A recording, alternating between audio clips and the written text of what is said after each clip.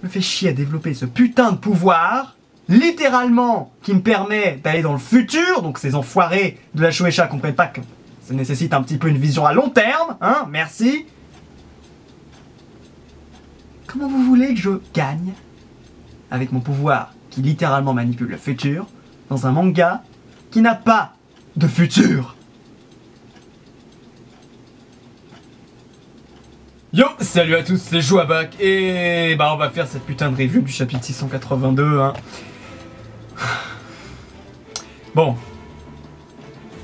Bas les masques, ras-le-bol, allez ça va. Ras-le-bol de ce pouvoir, de toute façon il me servira plus, hein, The Almighty c'est fini, ça sert plus à rien donc... Allez, moi j'en ai rien à foutre, moi je mets des super lunettes bien swag qui vont aller parfaitement avec ma moustache swaggy de l'extrême, voilà.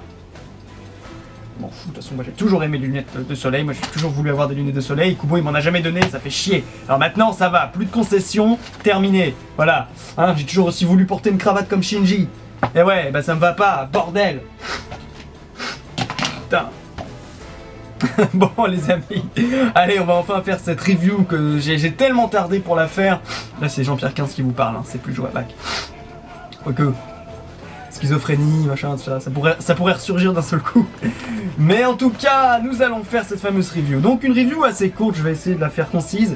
Mais le chapitre était en soi assez intéressant en vérité. Donc on va quand même essayer de traverser pas mal de choses qui ont été mentionnées dans le chapitre. Premièrement, Ryuken et Isshin. Alors, bon, ça, c'était horrible. Horrible. J'ai eu envie de me suicider quand j'ai vu ça. Tout simplement parce que ça veut dire que Ryuken et Isshin ont joué leur rôle dans le manga, c'est fini. Terminé. Et première grande déception, c'est effectivement Isshin. On ne verra rien de Isshin, donc bon bah tant pis. Il est venu pour accompagner Ryuken. Waouh, génial. Incroyable rôle dans l'histoire. C'est, je veux dire, sans lui, où est-ce qu'on serait, bordel de merde. Mais surtout, alors évidemment, on verra pas son bankai. Hein. son quoi? Attendez, excusez-moi, quoi? Attendez. Et Ryuken, c'est là où c'est juste horrible. Le problème de ce chapitre, et en ce qui concerne donc Ryuken en particulier, c'est qu'il vient littéralement pour dire « Je ne sers à rien dans cette œuvre. Je n'ai aucune utilité dans ce manga. » Il vient littéralement donner quelque chose, les résultats donc, de son expérience de ces espèces d'opérations chirurgicales sur Katagiri, qui était la mère de Ryu, hein, Katagiri.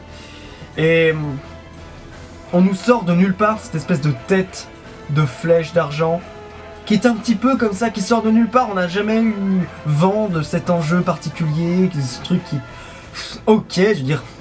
Oui, ok, quand il y a l'Osvalen, il peut très bien y avoir cette espèce de tête de flèche d'argent, mais... Je veux dire, ça sort de nulle part, et à ce compte-là, on n'a pas vraiment...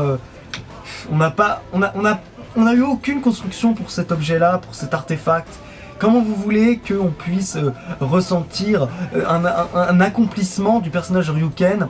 Jamais on a eu vent de ce qu'il recherchait en opérant la mère de Ryu, enfin sa femme. Alors effectivement, la tête de flèche donne un enjeu à Katagiri. Le personnage qui ne servait à rien jusqu'à présent dans l'histoire. Sa mort pourra peut-être être la cause de la défaite de Jouabac. Et si c'est ça, putain, je vais me suicider parce que c'est horrible. Mais... où est la vengeance de Ryuken? Pourquoi il dit que c'est à Uryu de le faire et pas à Ryuken lui-même? Alors je comprends que c'est la fin du manga, mais enfin merde quoi, c'est... Je veux dire, on a assez eu de trucs avec Toshiro et Byakuya, j'aurais préféré qu'on voit Isshin et Ryuken. Enfin bon.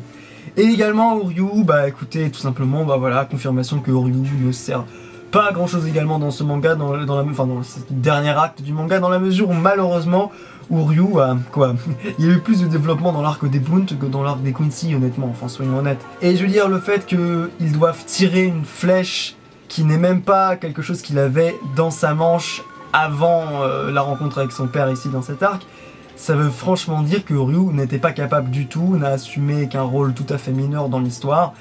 Et il va vaincre, si c'est le cas, hein, il va contribuer à la défaite de Jouabac avec un artefact qui ne provient même pas de son propre personnage. C'est un truc que lui a rapporté son père, mais en même temps son père c'est même pas lui qui va le tirer, donc son père il a aucun impact dans l'histoire. Et Ryu n'a aucun mérite, si vous voulez, il a aucun mérite puisque c'est son père qui lui a apporté l'artefact qui pourra lui donner enfin un rôle, une importance dans l'histoire.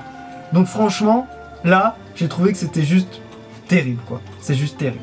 Ensuite, on va passer à des choses quand même un peu plus positives dans le chapitre, c'est le moment avec Renji. Je trouvais que c'était bien, parce que c'est vrai que Renji, on a tendance à oublier un petit peu le lien qu'il avait avec Rukia depuis le début de l'histoire. Et c'est vrai, c'est 100% vrai, confirmable dans le manga sans aucun problème, que c'est l'arrivée du Ryoka, de Ichigo dans l'histoire, qui a rapproché de nouveau Renji et Rukia autour de Ichigo. Et c'est vrai que c'est ce groupe-là qui s'est constitué autour du personnage principal, et c'est un petit peu grâce à Ichigo, effectivement, que Renji est sorti un petit peu de la relation avec Rukia, qui voulait l'impressionner en gros en étant le lieutenant, tout ça. Et je trouve ça bien de le noter, d'autant que ça fait du développement pour Renji. J'ai trouvé que c'était bien cette espèce de dernier moment Renji, Ichigo, c'est vrai que c'est deux amis quand même qui fondent un petit peu le manga, hein. Voilà, et je trouve que là on a bien en plus le caractère de Renji qui est quelqu'un quand même d'extrêmement positif tout le temps, hein. Tout le temps positif, Renji.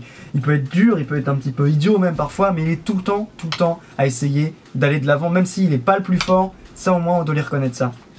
Donc ça je trouve ça pas mal, ça va dans le sens de son personnage, ça le développe, on nous remet sur des enjeux qui étaient un petit peu...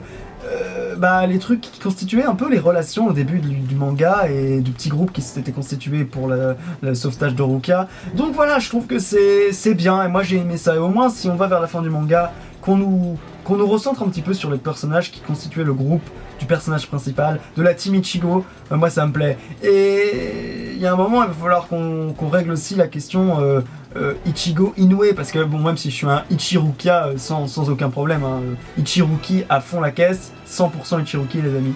Mais je veux dire, ce qui fait du sens dans l'histoire, c'est Inoue et Ichigo. Sinon, Inoue, je veux dire, c'est littéralement un personnage qui ne serait pas allé au bout de ses propres objectifs, ses propres intentions, et ce serait terrible de l'avoir être relégué simplement à un rôle de soutien, ce serait vraiment dommage.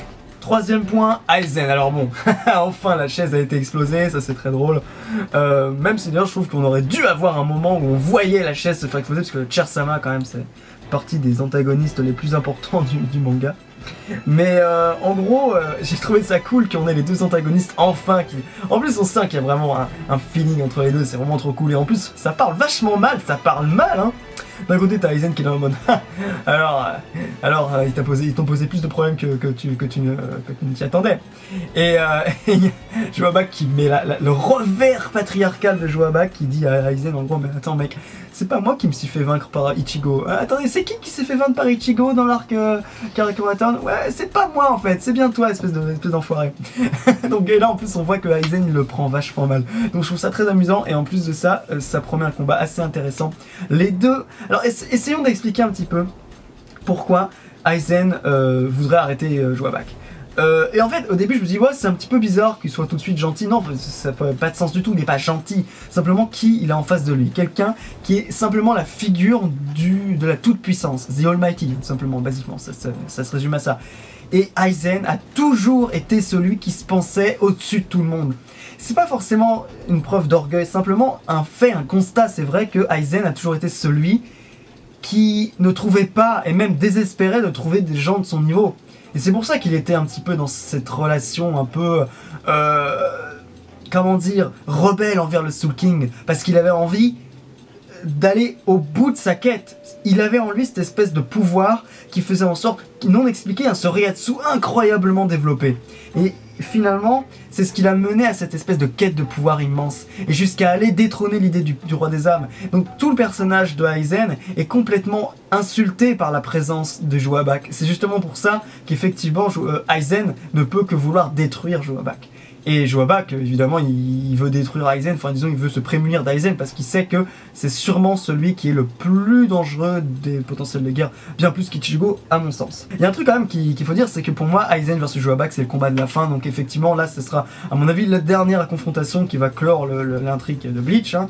Et voilà, je pense que Ichigo, il faut qu'il soit l'élément déclencheur de la fin, mais le combat qui doit terminer, qui doit clore cet arc, c'est évidemment Aizen versus Joabak, et Ichigo devra être celui qui portera le coup de grâce très certainement, mais certainement pas celui sur lequel la victoire, voilà, la victoire ne peut reposer uniquement sur les épaules d'Ichigo, c'est impossible. Ichigo techniquement est un héros qui n'arrivera pas à surpasser ses ennemis, ce n'est pas possible. Et je trouve ça intéressant de cette manière. C'est un mec qui a davantage exploré ses relations et a davantage fait progresser sa maturité et sa relation avec les autres que ses propres pouvoirs en fait. Je trouve ça pas trop mal parce qu'effectivement ça fait partie, c'est au cœur du personnage d'Ichigo de ne pas avoir de grands objectifs, de ne pas vouloir être le plus puissant de tous. Simplement, Bleach c'est une histoire de relation, c'est une histoire de relation entre Ichigo et son holo, Ichigo et ses parents, Ichigo et ses amis, Ichigo et ses ennemis, Ichigo et la Soul Society, Ichigo et le monde et sa famille.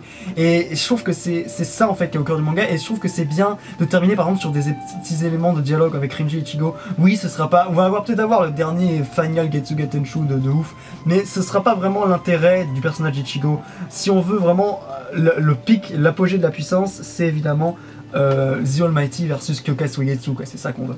Enfin donc, dernier truc, voilà, par rapport à Ichigo, le Bankai d'Ichigo, le fait que voilà, il soit détruit de nouveau, bah je trouve ça vachement bien en fait, parce que ça m'énervait un peu le fait que, je trouvais ça bien le fait que Kubo utilise Tsukishima. Par contre, ce qui m'énerve un petit peu, c'est le fait qu'il l'utilise uniquement pour, enfin je veux dire, que ce soit un petit peu comme une sorte de Deus Ex Machina, et que ça y est, Joabak va être détruit parce que Ichigo a son nouveau Bankai reconstruit de nouveau. Et non, je veux dire, techniquement, Joabak peut tout à fait redétruire le Bankai et ainsi de suite, et voilà, et ça ne s'arrête jamais. Et c'est ce que fait Kubo, et c'est cohérent. Je veux dire, dans n'importe quel autre manga un petit peu plus facile d'écriture, je veux dire, on aurait eu Joabak aurait fait quoi, mais ton Bankai a été reconstruit, mais je ne sais pas quoi faire, oh là là, je suis complètement, ah, c'est complètement ouf. Et en fait, non, là, bah, tout simplement, bah, attends, je suis Joabak, je suis The Almighty, crac, je te le craquelle, et va te faire foutre, je veux dire, attends, sérieusement, il est en papier ton Bankai, donc moi j'ai juste à le déchirer, voilà. Donc voilà, je trouvais que c'était cool, et en plus de ça, il est moche son Bankai, donc, alors est-ce que Tsukishima va revenir? Non, parce que ce serait une redite complète, mais il faudrait quand même que le Bankai ne soit pas complètement détruit, parce que sinon ça voudrait dire que le Bankai, enfin l'action de Tsukishima n'en servir à rien, donc c'est un chapitre vraiment inutile. Mais il faudrait essayer, alors c'est un peu compliqué ce que je demanderais à Kubo, mais il faudrait essayer de ne pas réduire la puissance de Joabak, tout en considérant quand même l'action qu'a eu, le rôle qu'a joué quand même Tsukishima, parce que sinon ça servait à rien de lui faire réparer le Bankai si jamais il ne l'a pas un petit peu aidé. Alors peut-être que le pouvoir de Tsukishima sera l'ultime bouclier contre le pouvoir de Joabak, peut-être qu'il n'y parviendra pas à complètement redétruire le Zanpakuto de Ichigo pour X raisons. Ça, alors après, bon, demandez à Kubo, hein. C'est la fin du manga, je pense qu'on va être un petit peu indulgent, voilà, comme s'il nous sort des aspoules ou des trucs un petit peu qui sortent de nulle part. Un petit peu comme la tête de flèche, bon ok, mais à la limite, si vous voulez, je suis ok avec ça, mais il fallait me l'introduire avant, c'est un petit peu trop tard malheureusement. On se quitte, mais on se retrouve très vite pour la réaction live du chapitre 683 que je n'ai toujours pas lu, et ensuite la réaction live du chapitre 684, donc on va faire ça, je vais faire plein de vidéos, voilà, et puis ça va être cool. Donc les amis, ciao.